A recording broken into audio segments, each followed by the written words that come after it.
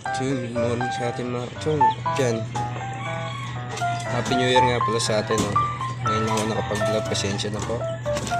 Dahil gusto ko sana mag-vlog kahapon pero pinamad na ako.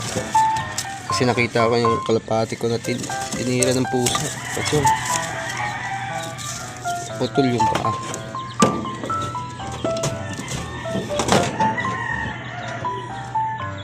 Maya ay lagyan natin siya ng betadine.